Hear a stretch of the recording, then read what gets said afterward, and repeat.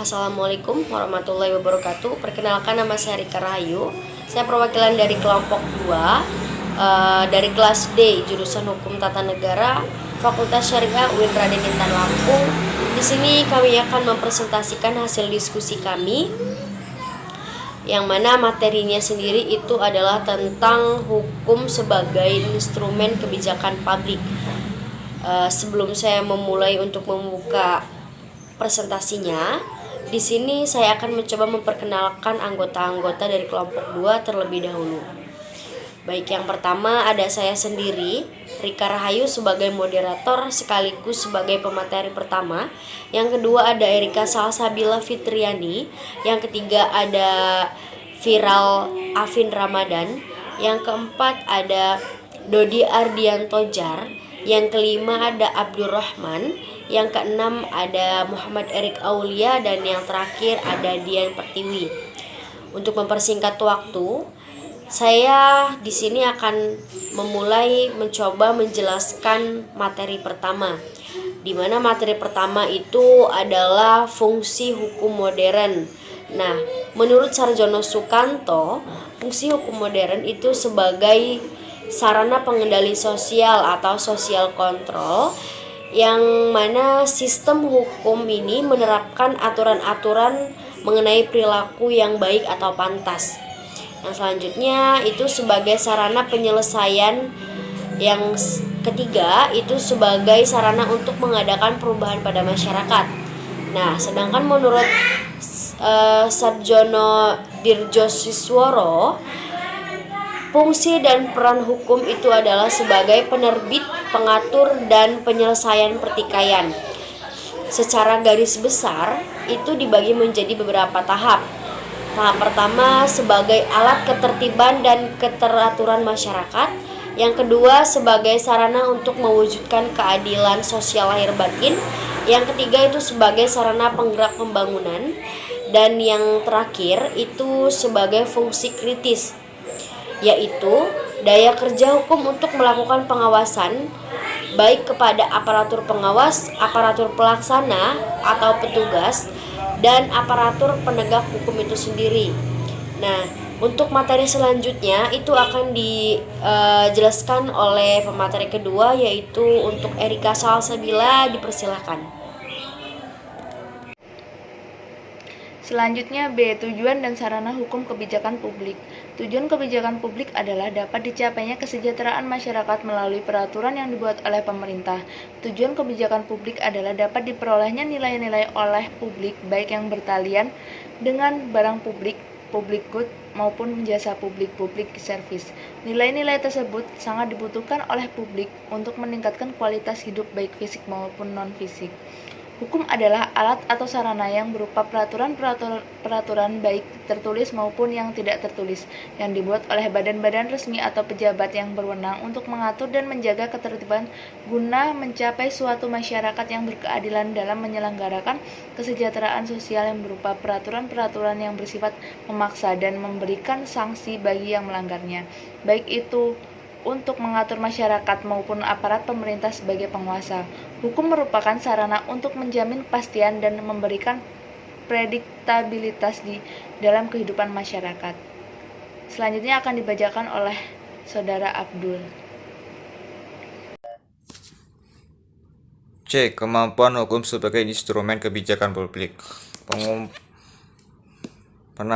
Penanggulangan kemiskinan merupakan kewajiban pemerintahan yang harus dilakukan sebagai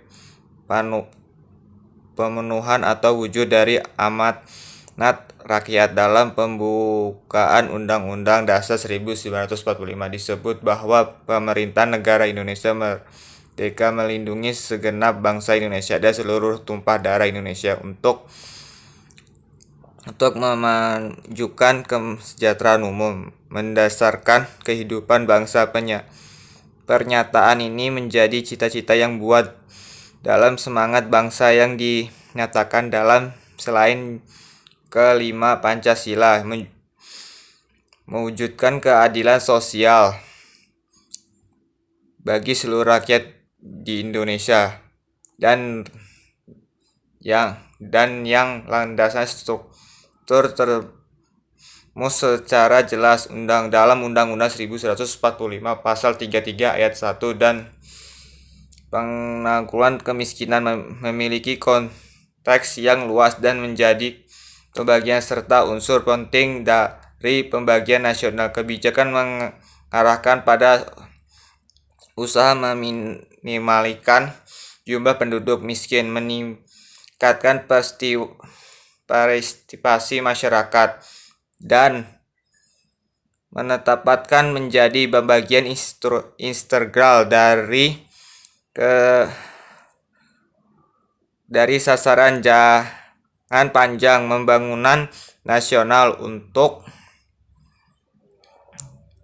pemerintahan kemerdekaan, memberikan prioritas tertinggi untuk memecahkan masalah kemiskinan. Perhatian besar pemerintah itu terlihat dalam program pembagian nasional program tahun 2000-2004 dengan kebijakan penanggulangan kemiskinan keidentifikasi di dalamnya usaha untuk mengenai kemiskinan tersebut di dalamnya melalui 3 jalur, yaitu pembagian kesempurnaan ekonomi bagi kelompok miskin berdasarkan kemampuan kelompok pendudukan miskin dan meningkatkan program jaringan pengamanan sosial.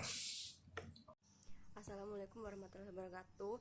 Perkenalkan, nama saya Dian Pertiwi, NPM 1821020242. Di sini saya akan melanjutkan presentasi dari teman saya. Landasan filosofi atau filosofi Grand Select. Filsafat atau pandangan hidup sesuatu bangsa tiada lain berisi nilai-nilai moral atau etika dari bangsa tersebut. Moral dan etika pada dasarnya berisi nilai-nilai yang baik dan yang tidak baik. Nilai yang baik adalah pandangan dan cita-cita yang dijunjung tinggi. Di dalamnya ada nilai kebenaran, keadilan, kesusilaan, dan berbagai nilai lainnya yang dianggap baik. Pengertian baik, benar, adil, dan kesusilaan tersebut menurut takaran yang dimiliki bangsa yang bersangkutan. Hukum yang baik harus berdasarkan kepada semua itu. Hukum yang dibentuk tanpa memperhatikan moral bangsa akan sia-sia diterapkannya, tidak akan ditaati atau dipatuhi. Semua nilai yang ada di Indonesia terakumulasi dalam Pancasila, karena Pancasila adalah pandangan hidup, cita-cita bangsa, falsafah atau jalan kehidupan, atau way of life, dan berbagai sebutan lainnya. Apapun jenisnya, filsafat hidup bangsa harus menjadi rujukan dalam membentuk hukum yang akan dipergunakan dalam kehidupan bangsa tersebut. Oleh karena itu, kaidah hukum yang dibentuk atau yang termuat dalam peraturan perundang-undangan harus mencerminkan filsafat hidup bangsa itu. Sekurang-kurangnya tidak bertentangan dengan nilai-nilai moral bangsa. Hukum harus berakar dari moral. Landasan sosiologi atau sosiologis Grand Select. Suatu peraturan perundang-undangan dikatakan mempunyai landasan sosiologis apabila ketentuan-ketentuannya sesuai dengan keyakinan umum atau kesadaran hukum masyarakat. Hal ini penting agar perundang-undangan yang dibuat ditaati oleh masyarakat, tidak menjadi huruf-huruf mati belaka. Hal ini berarti bahwa peraturan perundang-undangan yang dibuat harus dipahami oleh masyarakat sesuai dengan kenyataan hidup masyarakat yang bersangkutan. Membuat suatu aturan yang tidak akan ada artinya, tidak mungkin dapat diterapkan karena tidak dipatuhi dan ditaati. Hukum yang dibentuk harus sesuai dengan hukum yang hidup atau living law dalam masyarakat. Walaupun demikian tidak berarti bahwa apa yang ada pada suatu saat dan dalam suatu masyarakat dan harapan masyarakat harus dapat diprediksi dan berakumulasi dalam peraturan perundang-undangan yang berorientasi masa depan. Sekian, terima kasih. Baiklah, saya Dodi Ardian Tejar akan melanjutkan presentasi teman saya, yaitu landasan yuridis adalah landasan hukum atau juridische Gelding yang menjadi dasar kewenangan atau bevoegd kompetensi.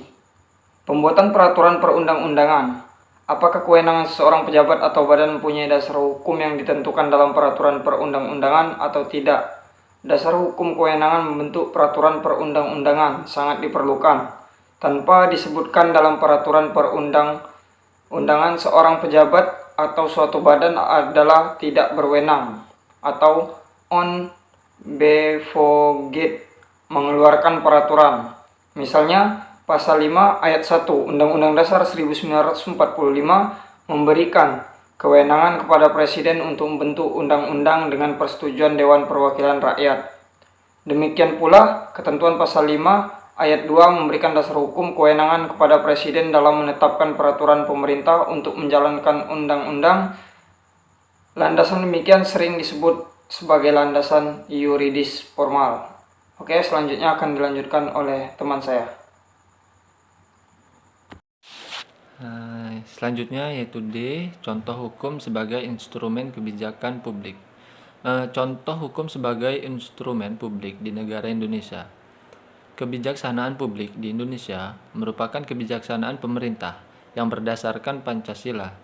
Kebijaksanaan itu tidak hanya memperhatikan keinginan dan kehendak dari rakyat, tetapi juga mengacu pada kepentingan nasional seperti tercantum dalam pembukaan Undang-Undang Dasar Negara Republik Indonesia 1945. Kebijaksanaan tersebut diakomodasi dalam berbagai bentuk peraturan perundang-undangan.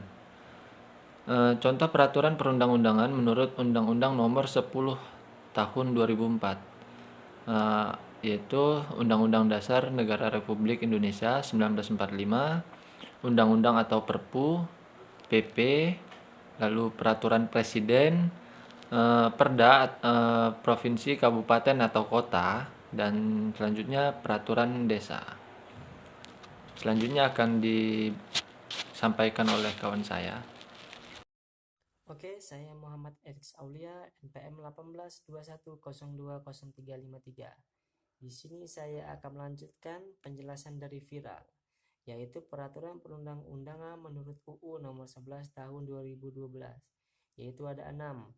Pertama, UUD NRI 1945, ketetapan MPR, UU atau Perpu, PP Peraturan Presiden, dan Perda Provinsi, Kabupaten, dan Kota. Selesai dari presentasi kami, dan saya akan membacakan kesimpulannya. Kebijakan publik adalah peraturan yang dibuat oleh pemerintah atau lembaga pemerintah untuk mengatasi permasalahan tertentu, untuk melakukan kegiatan tertentu, atau untuk mencapai tujuan tertentu yang berkenaan dengan kepentingan dan manfaat orang banyak. Pembuat kebijakan hanya memiliki satu alat yang dapat ia pakai untuk mempengaruhi aktivitas memegang peran, ialah peraturan-peraturan yang ia buat, dan hukum memberikan legitimasi bagi pelaksana kebijakan pemerintah sebagai peraturan perundang-undangan telah membuktikan bahwa ia merupakan salah satu alat untuk melaksanakan kebijaksanaan. Oke, sekian dari presentasi kami. Saya akan balikan ke moderator. Terima kasih.